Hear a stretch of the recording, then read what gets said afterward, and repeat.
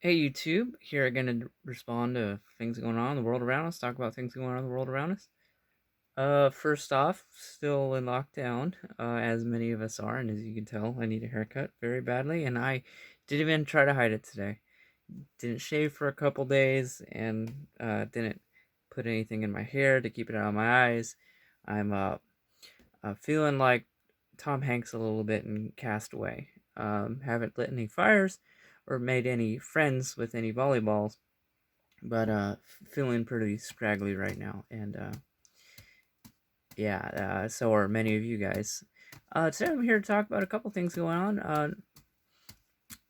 First and foremost, the lockdowns is what will be the common subject, and the protests across the country, and then also China, a little bit going on with them. First off, the lockdowns in Santa Clara County have gone on way too long. We were the first to do it. We were 2 weeks ahead of the rest of the nation, a week ahead of the state of California, and Governor Gavin Newsom of California has announced we can reach phase three, which includes hair salons and gyms and restaurants. If you want to eat in a restaurant, to go and do that, or and sports without crowds. But the Bay Area counties have decided to withhold that from the people, and there are a lot of businesses across the country that um, are still suffering because they can't do that. So that's very frustrating for all of us. For me, wise, and my family, everyone who works in this household, um, we're okay because we can telecommute. One of the things that benefits the Silicon Valley is most of the workforce have the ability to work from home, and I'm grateful for that. But there are still a lot of people here who are suffering, business owners and people who work in those types of jobs that don't allow telecommuting. And there's been a lot of evidence that's been very solid that have shown that this virus, although is more deadly than the flu, is not worth the lockdown across the nation. There are, of course, measures we should take as a people to try and prevent this virus, but it's not as bad as people are saying. So now I'm going to shift gears here and get right into the protests. How how this relates to the protest is actually, check it out.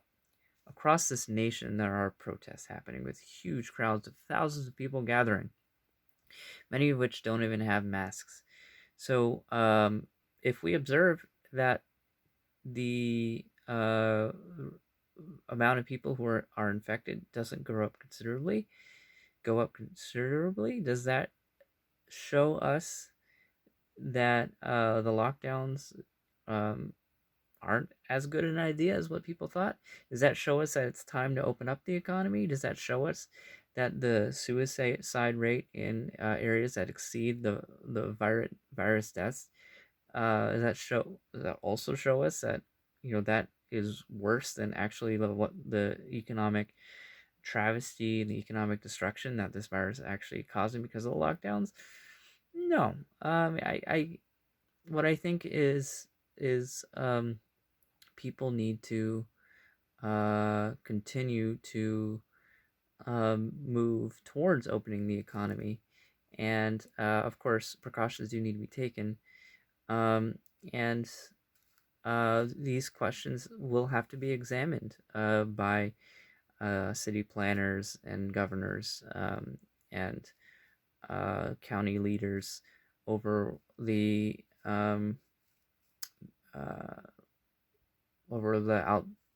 uh, aftermath of the protests.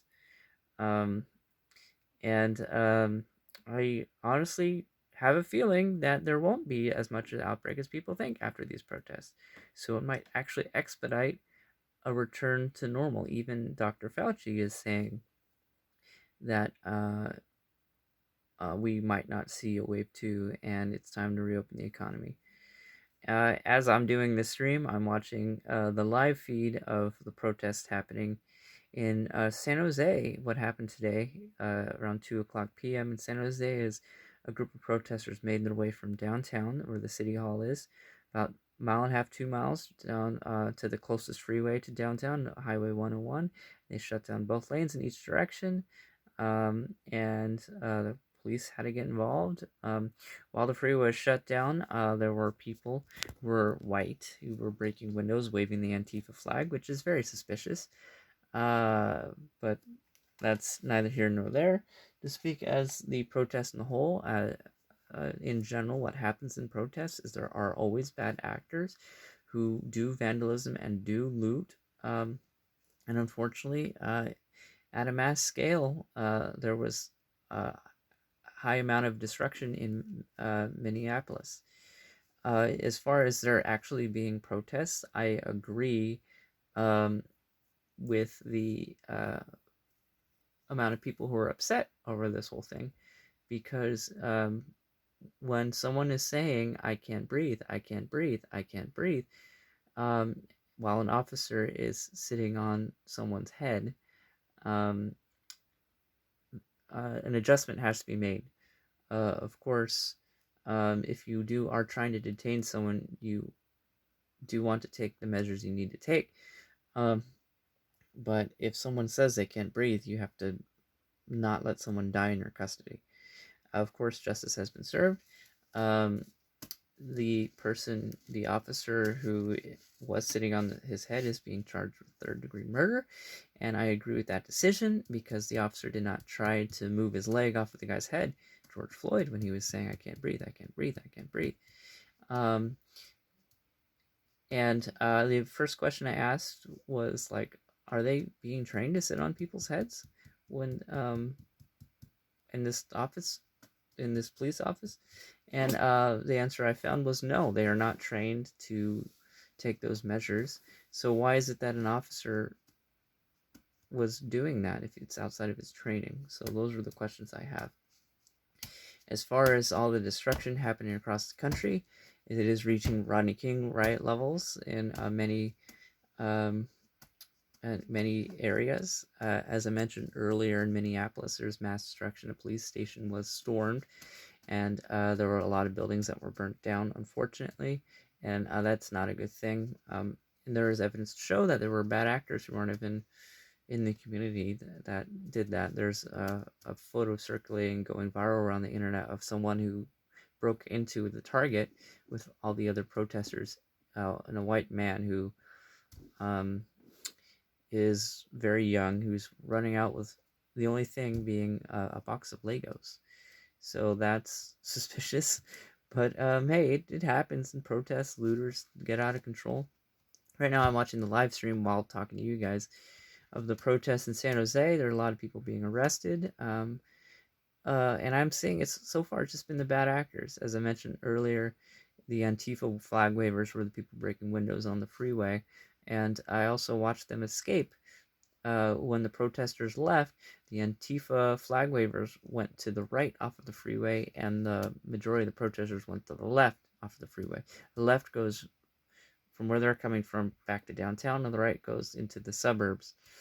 And so I don't know where those Antifa guys are coming from, but they didn't. They decided to not continue the protest. Maybe cause some trouble somewhere else. Maybe just go back to their parents' basements. Other than that, the other arrests I've seen while watching the live stream is someone tried to bum rush the cops, and he happened to be a white guy. So that was a funny sight to be seen. He was throwing punches and everything, and they handled the situation well. As far as the police in my area and how they decided to handle it, the police chief of San Jose, made a statement. If you guys want to sit on people's heads, that's outside of what we do. So if you decide you want to do that in any time in the future, you just might as well walk out of this police station now, because that's not what we do. And that's good. And this is evidence to show that what's going to start happening across police stations in the nation is people are going to start calling out bad actors. Like, we don't put up with inappropriate levels of detention, or loose trigger fingers. And I actually do hope that happens. It's something that does need to happen. There are a lot of police unions across the nation that do too much to protect they're bad actors, and it's something that does cause this racial tension and do cause these violent protests. It's something that needs to stop.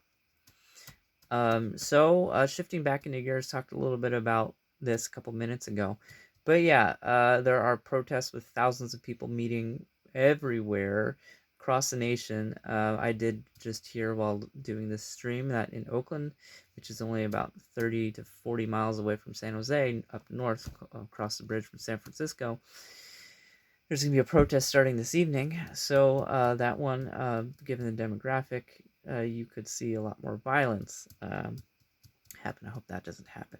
But what we might see is people might start seeing like, hey, thousands of people met in mass. We haven't had a coronavirus outbreak. So honestly hope that expedites the economy reopening. But speaking about just this country as a whole, where it's been, the economic devastation, um, and questions I'm starting to ask is something going on with China. China tend to they are responsible for this outbreak, and um, whether it came from a wet market or came from a lab, whatever you believe, whatever it is, they still hid what's happened. They immediately banned reporters from other countries from coming in during that whole thing happening. They banned domestic travel, but did not ban international travel in January. And they told the World Health Organization that it didn't spread person to person. And they destroyed the labs for the virus they had in their lab. So that caused a lot of questions. Now all of a sudden they want to um, take Hong Kong quickly. And the first headline I see today outside of these protests happening is from Newsweek saying that Hong Kong intends to take Taiwan, which is not a city that's recognized as being sovereign, but an entire country that is recognized by the UN as being sovereign. And it's an entire country that China does not recognize as being a separate country. So why does China hide this virus from the world, lie to the world about this virus, and then while the rest of the world is dealing with this virus, start taking the countries they think are theirs, meaning Hong Kong and meaning Taiwan, not theirs but sovereign. So when that happens, there's immediate questions, and if that happens, if Hong Kong does happen, if Hong Kong happens, and if Taiwan happens, if that happens, will the United Nations stand up for these nations? Will NATO have to do something? Will the United States be once again called to do everything for the rest of the world? Are we going to see potentially sanctions from the United States? That's my baby. Sanctions from the United States on China, or will we see a block on something else? Are we going to see China being ousted by the rest of the world? Or will we actually see World War III by the end of this all? Because, of course, there will be consequences. China's not going to get off the hook, especially if they take Hong Kong and Taiwan. They're not going to be able to do anything they want, even if they, for the longest time, have been able to get away with their Maoist principles and their lack of humanity. So, what are we going to see? Anyways, chaos around the world happening. Chaos in the United States. I wish it wasn't so chaotic. Honestly, just want my haircut. I want stability in the world. I want our economy to bounce back like Donald Trump says it will. And I hope World War III doesn't happen. Anyways, that's it for me. I'll catch you guys in the next one.